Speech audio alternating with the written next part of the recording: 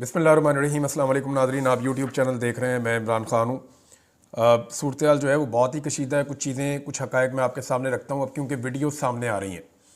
वो जो लोग अपने घरों में पहुँच रहे थे, जो लोग ज़ख्मी थे, जिनके हाथों में मोबाइल फ़ोन से, वो जब पहुँचे हैं उन्होंने दोबारा जाकर अपने मोबाइल फ़ोन चार्ज किए, वीडियोज़ देखी, तो उसमें ऐसे मनाज़र सामने आ रहे हैं कि इंसान के रोंगटे खड़े हो जाएँ। उस रात को जो कुछ भी डी चौक में हुआ उसकी माजी में कोई मिसाल नहीं मिलती। लोग इसको जलियांवाला बाग वाले वाक़े के साथ, जहाँ जनरल डायर ने बहुत सारे लोगों को घेर कर मारा था, लोग एहतजाज कर रहे थे, चारों तरफ से घेर कर जनरल डायर ने लोगों के ऊपर गोली चलाने का ऑर्डर दे दिया था। तारीख़ में ऐसा दूसरा कोई वाक़या नहीं मिलता। और इस वाक़े को लोग उसके साथ तशबीह दे रहे हैं कि बहुत सारे लोगों को गोलियां लगी हैं। जो सहाफ़ी वहाँ पे मौजूद थे उनका ये कहना है कि लोगों के पीछे भाग भाग कर उनको मारा गया है और लोग अपनी जान बचाते फिर रहे थे। और कुछ इंटरव्यूज़ तो अब ऐसे सामने आए जिसमें लोग ये बता रहे हैं कि जिसको गोली लगती थी उसका जिस्म का वो हिस्सा ही फट जाता था, यानी बहुत हैवी फायरिंग हो रही थी। उमर अयूब ने हथियार के बारे में बताया, क्योंकि एक स्नाइपर राइफ़ल वहाँ पे जो एहतजाज करने वाले हैं उन्होंने एक स्नाइपर को पकड़ा था और उसके पास स्नाइपर राइफ़ल मौजूद थी। उमर अयूब ने कहा कि रेमिंगटन 700 कैलिबर 308, ये जो 308 है ये कैलिबर G3 का कैलिबर भी यही होता है और ये हंटिंग राइफ़ल्स भी होती हैं। और इन राइफ़ल्स को जो स्नाइपर्स हैं वो इस्तेमाल करते हैं जंगों में 1 किलोमीटर तक हिट करने के लिए, यानी 500 मीटर से लेके अगर कोई 1 किलोमीटर तक कोई शख्स है तो उसको हिट करने के लिए ये बेहतरीन टारगेट शूटिंग की राइफ़ल होती है, जो कि दहशतगर्दी की जंग में इस्तेमाल होते हैं। ये वेपन सिक्योरिटी इदारों ने तरीके इंसाफ के वर्कर्स के ख़िलाफ़ वही हथियार इस्तेमाल किए हैं। इसकी स्पीड 741 मीटर फ़ी सेकंड है।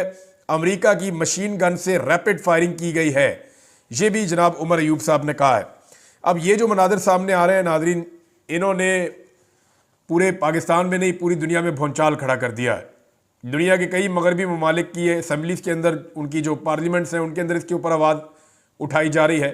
जो यूरोपीय मीडिया है वो इसके ऊपर आवाज़ उठा रहा है, अमेरिका में इसके ऊपर आवाज़ उठाई जा रही है, ओवरसीज़ पाकिस्तानी इसके ख़िलाफ़ भरपूर अंदाज में आवाज़ उठा रहे हैं। लेकिन अगर कोई इसमें कुछ नहीं कर पा रहा तो वो पाकिस्तान तहरीक इंसाफ की क़यादत है। पाकिस्तान तहरीक इंसाफ की क़यादत, यानी इमरान खान साहब का मुझे अच्छी तरह याद है कि एक ज़िले शाह था, एक ज़िले शाह की वो जांबक हुआ और उसके बाद इमरान खान साहब ने लेने के देने पड़ गए थे सबको। इमरान खान साहब ने आज तक कोई ऐसी तकरीर नहीं की जिसमें उन्होंने ज़िले शाह का जिक्र नहीं किया। वो जेल से भी ज़िले शाह का जिक्र करते हैं नाम लेके। अरशद शरीफ और ज़िले शाह, इन दोनों का तस्करा ज़रूर करते हैं। इमरान खान कहते हैं खून ज़ाया नहीं होना चाहिए, और इमरान खान अपने आदमी के साथ होने वाला जो डैमेज या नुकसान है उसके ऊपर एक कदम भी पीछे नहीं हटता। ये इमरान खान की सोच है। जब एक ज़िले शाह को लेकर इमरान खान ने ये किया था तो यहाँ तो बहुत सारे ज़िले शाह हैं, यहाँ तो इमरान खान साहब के बहुत सारे दीवाने हैं।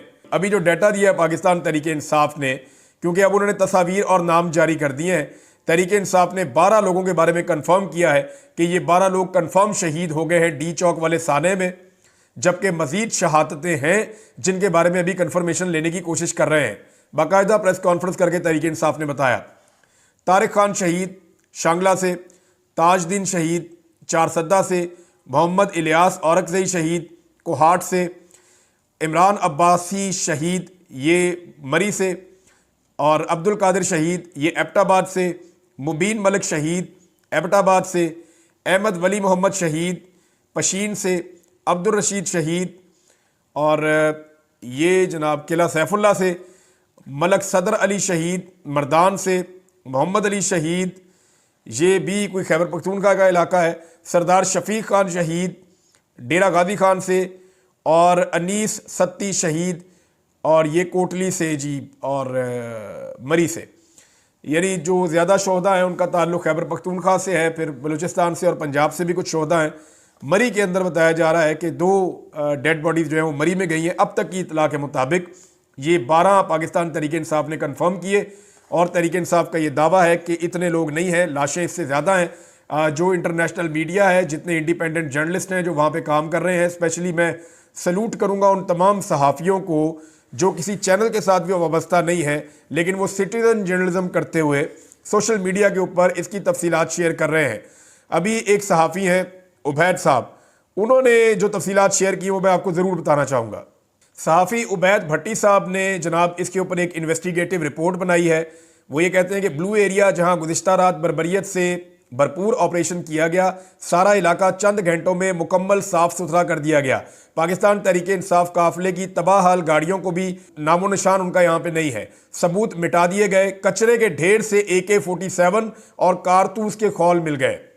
यानी जो गोली चलाई गई वो कचरे के ढेर से उनके खौल मिल रहे हैं। इतनी तेज़ी से हुकूमत ने सफाई की है और उन्हें यह लगता है कि ये साफ करके खून के धब्बे वो इस कत्लेआम से बच जाएंगे, तो ऐसा होने नहीं वाला।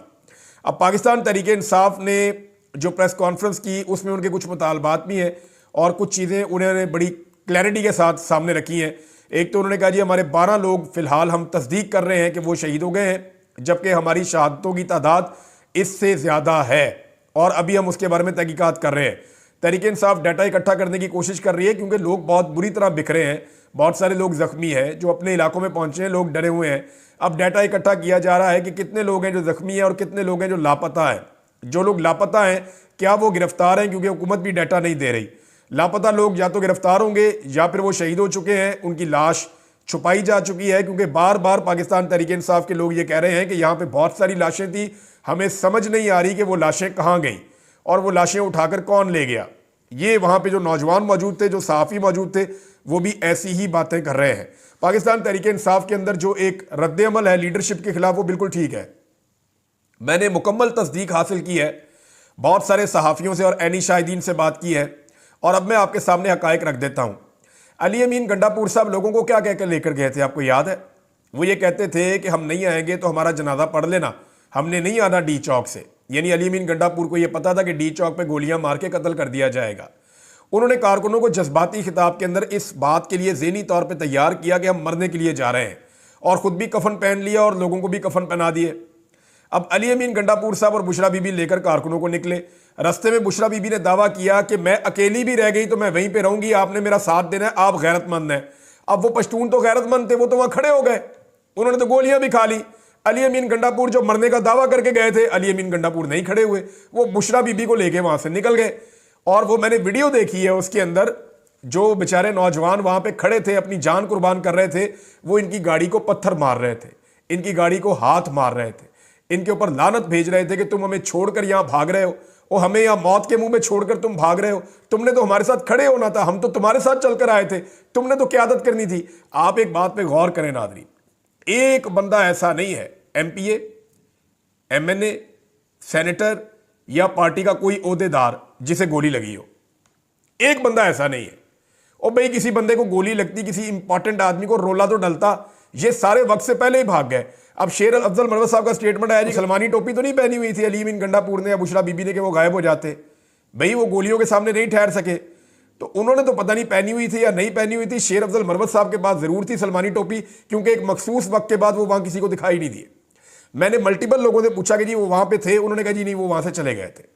और बहुत सारे और लीडर भी वहां से लड़ के चले गए थे, क्योंकि कोई भी डी चौक नहीं जाना चाहता था। अली अमीन गंडापुर साहब ने डी चौक ना जाने की अपनी जिद एक मरतबा फिर पूरी की है। वो डी चौक तक नहीं पहुंचे, वो डी चौक से 1 किलोमीटर दूर रहे हैं, और वो 1 किलोमीटर दूर जो फासला है वहीं से फिर वो वापस निकले हैं और बुशरा बीबी को लेकर गए हैं। दावा ये कर रहे हैं कि मैं उनको नहीं छोड़ सकता था, वो गिरफ्तार हो सकती थी।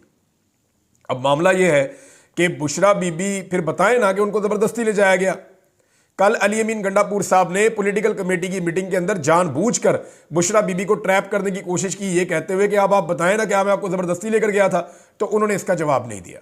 उन्होंने कहा यह बात मैं इमरान खान के सामने करूंगी, उन्हें यह बात करनी चाहिए। अब उनकी गिरफ्तारी की कोशिश कर रही है नैब, और वज़ीर आला हाउस भी गई है, और गिरफ्तार तो अल्टीमेटली उनको ये कर लेगा निज़ाम। क्योंकि अब मुझे कुछ चीज़ें बड़ी क्लियरली समझ आ गई हैं। क्योंकि देखें, ये एक लिमिट थी कि गोली नहीं चलाई जाएगी, लेकिन वो लिमिट अब क्रॉस हो गई है। इसका मतलब यह है कि पाकिस्तान का निज़ाम, पाकिस्तान की एस्टेब्लिशमेंट और पाकिस्तान की हुकूमत अब ये समझ चुके हैं कि किसी सूरत भी उन्होंने इमरान खान को नहीं आने देना। तो इमरान खान को रोकेंगे कैसे? अभी अमेरिका में एडमिनिस्ट्रेशन तब्दील होने जा रही है, उसकी तब्दीली से पहले पहले इन्हें कोई बड़ा खेल खेलना पड़ेगा, वरना इमरान खान इनको नहीं छोड़ेगा।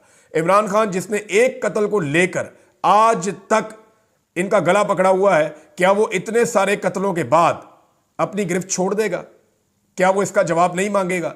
इसका जवाब उन तमाम लोगों को देना पड़ेगा जिन्होंने ये कत्लेआम किया है। पाकिस्तान तहरीक इंसाफ जो है वो अजीबोगरीब किस्म के मुतालबात कर रही है। यानी कभी वो कहते हैं कि चीफ जस्टिस इसके ऊपर सो मोटो ले ले, भाई वो इख्तियार ही खत्म हो गया। ये जो आईनी तरमीम की उसके बाद कानून वगैरह इन्होंने पास किया, जो इन्होंने गेम डाल दी है, अब चीफ जस्टिस कहां ले सकते हैं सो मोटो नोटिस?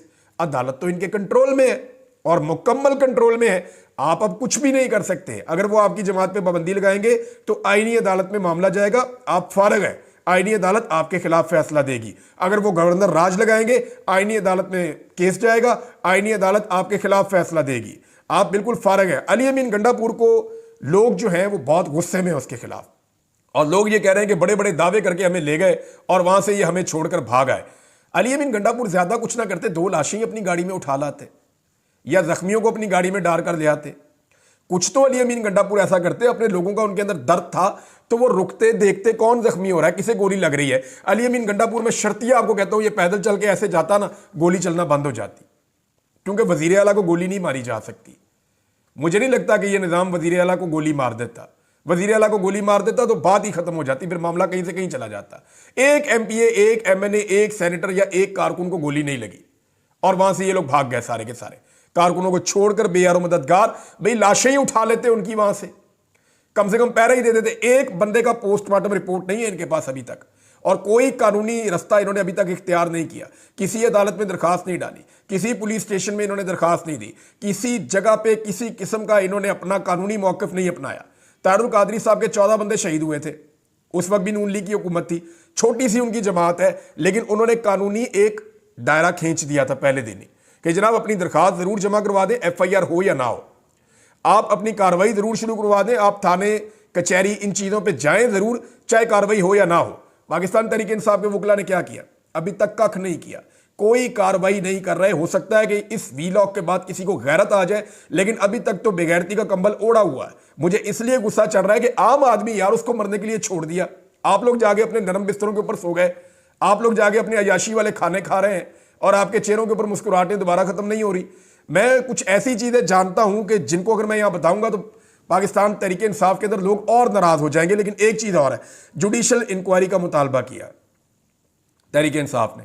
कैसे होगी इंक्वायरी? अब कौन देगा उसमें बयान? अब कैसे आप करेंगे? ये आपको अभी करना है, जो करना है अभी करना है, आप इसको आगे नहीं लेकर जा सकते। अभी डॉक्टर्स भी गवाही दे देंगे, बाद में मैनेज हो जाएंगे। अभी यानी शाहिदीन गवाही दे देंगे, बाद में मैनेज हो जाएंगे। अभी सहाफी गवाही दे देंगे, बाद में मैनेज हो जाएंगे। अभी शवाहिद कहीं ना कहीं कुछ ना कुछ मौजूद है, सारे गायब हो जाएंगे। वो जो टूटी हुई गाड़ियां हैं ना, जो ये उठाकर लिख रहे, अच्छा वीडियो आई है कि रेंजर्स वाले लोगों की गाड़ियां तोड़ रहे हैं। यार गाड़ियों ने क्या किया था? गाड़ियां भी दहशतगर्द हैं भाई। गाड़ियां इसलिए तोड़ रहे हैं ताकि इन गाड़ियों में बैठ के दोबारा कोई ना आए, या आइंदा कोई अपनी गाड़ी ना लेकर आए, क्योंकि हम गाड़ियां, ये यास्मीन राशिद की जब गाड़ी तोड़ी गई थी ना, तो उस दिन मुझे पता चल गया था गाड़ी इसलिए तोड़ते हैं कि गरीब आदमी के पास गाड़ी होती है। पाकिस्तान तहरीक इंसाफ मिडिल क्लास की पार्टी है, मिडिल क्लास वालों के घर में एक आधी गाड़ी होती है या 2 गाड़ियां होती हैं, तो वो उनके लिए बड़ा सरमाया होता है। तो गाड़ियां तोड़ के विजुअल जारी किए जाते हैं, देखो हम गाड़ियां तोड़ रहे हैं, खबरदार आइंदा अगर अपनी गाड़ी सड़क पे निकाली तो, या इधर आने की कोशिश की तो वो गाड़ियां तोड़ी और रेंजर्स वालों ने तोड़ी। बाकायदा उनके विजुअल मौजूद हैं, वो अपने यूनिफॉर्म के अंदर रेंजर्स वाले गाड़ियां तोड़ रहे हैं और उन्होंने दर्जनों गाड़ियां तोड़ दी हैं। और ये जो टाउट साफी हैं उन्होंने अपने मुंह से कहा है कि 100 के करीब बंदों के सर भी खोल दिए और 100-200 गाड़ियां जो है वो भी तोड़ दी हैं, उनका भी कचरा कर दिया। तो ये सारी चीजें ये अपने मुंह से कह रहे थे, उसको फतह करार दे रहे थे, लेकिन अब सब भाग रहे हैं कि गोली नहीं चली। भी गोली नहीं चली तो आवाज क्या आ रही थी? इंटरनेशनल मीडिया बार बार कह रहा है कि गोली चली है, लेकिन पाकिस्तान तहरीक इंसाफ इस केस को अभी तक आगे बढ़ाने में पूरी तरह नाकाम है। कोई इन्होंने तरीकाकार नहीं इख्तियार किया जिसके ऊपर आप ये कहें कि ये तरीकाकार इस मामले में आगे ले जा सकता है या इससे कोई हल निकल सकता है। बहरहाल यहाँ पे जो पाकिस्तान तहरीक इंसाफ की पुरानी क़यादत है, उन्होंने एक राय दी है, और ये वो लोग हैं जो बंद हैं लाहौर में कोट लखपत जेल में। शाह मोहम्मद कुरैशी साहब हैं, एजाज चौधरी साहब हैं, मियां महमूद रशीद साहब हैं, यास्मीन राशिद साहिबा हैं और उमर सरफराज चीमा साहब हैं। इन लोगों ने जो राय दी है उसके अंदर वो ये कह रहे हैं कि जो कत्ले आम हुआ है 27 और 26 नवंबर की रात को इस्लामाबाद में, मुल्क भर में इसका शोक का ऐलान किया जाए। पूरे मुल्क के गली मोहल्लों में, वार्ड्स के अंदर, यूनियन कौंसिल की सतह पे ताज़ियती इजलास बुलाए जाएँ, कुरान खानी किए जाए और आयत करीमा के विरद के लिए महाफिल मुनक्कद की जाएँ। शोहदा के घरों और कब्रों पर हाज़िरी दी जाए, अहले खाना से ताज़ियत की जाए। इसके नतीजे में गमो गुस्से और शोक को एक अवामी ताकत में तब्दील किया जा सकता है। मीडिया और सोशल मीडिया पर कत्लेआम की मुकम्मल तफसीलात सबूतों के साथ पूरी शद और मद से पेश की जाएं। शोहदा का फंड कायम किया जाए। बानी तहरीक की इजाज़त से मशरूत है ये चीज़, अगर फंड कायम करना है तो। ये शाह महमूद कुरैशी साहब ने और बाकी सारे लोगों ने, जो मैंने आपको नाम लिए अभी, एजाज चौधरी साहब हैं, मियां महमूद रशीद साहब हैं, यास्मीन राशिद साहब हैं, उमर सरफराज चीमा साहब हैं, इन सब लोगों ने ये राय दी है। इस राय का एहतराम होना चाहिए। ये पाकिस्तान तहरीक इंसाफ की वो क़यादत है जो इस वक्त भी जाली केसों के अंदर जेलों के अंदर बंद है और बाहर नहीं निकल पा रहा है। अब जी सो मोटो नोटिस का तो इख्तियार ही नहीं है अदालत के पास, ये आप क्यों मांग रहे हैं? जुडिशल कमीशन की इंक्वायरी, अब इस मामले में ना एस्टेब्लिशमेंट शामिल है, ये सारे मामले के अंदर बाकायदा शामिल है। शहबाज शरीफ ने अपने मुंह से कहा और सब अपने मुंह से जानबूझ के एस्टेब्लिशमेंट को इसके अंदर रख रहे हैं ताकि कल को हम ना फंसे। और एस्टेब्लिशमेंट जिस भी मामले में शामिल होती है उसकी कोई इंक्वायरी नहीं होती, और अगर उसकी इंक्वायरी हो भी जाए तो हमीदुर्रहमान कमीशन की रिपोर्ट की तरह उसकी रिपोर्ट कभी भी सामने नहीं आती, और इस चीज़ की रिपोर्ट भी सामने नहीं आएगी। ये पाकिस्तान तहरीक इंसाफ को अदालतों में जाकर पूरी ताकत के साथ सड़कों पर अवाम में बयानियां ले जाकर इस मामले को लड़ना पड़ेगा। लेकिन इमरान खान के अवाम इमरान खान के साथ खड़े हुए, इमरान खान के लोगों ने इमरान खान के साथ वफादारी की, लेकिन इमरान खान ने जिनको लीडर बनाया, इमरान खान ने जिनको ओहदे दिए, इमरान खान ने जिनको मसनदों के ऊपर बिठाया, उन्होंने इमरान खान के साथ भी वफादारी नहीं की, और इमरान खान के जो वफादार उनके साथ गए थे उनके साथ भी वफादारी नहीं की, बल्कि उन्हें अकेला छोड़ दिया, मरने के बाद भी अकेला छोड़ दिया। कौन है जो उनके घरों में जा रहा है? अब तक तो कोई नजर नहीं आ रहा। अभी सलमान अकबर राजा साहब की एक तस्वीर देखी है मैंने, वो एक कब्र के ऊपर खड़े हैं, उनके अंदर कुछ इंसानियत बाकी है।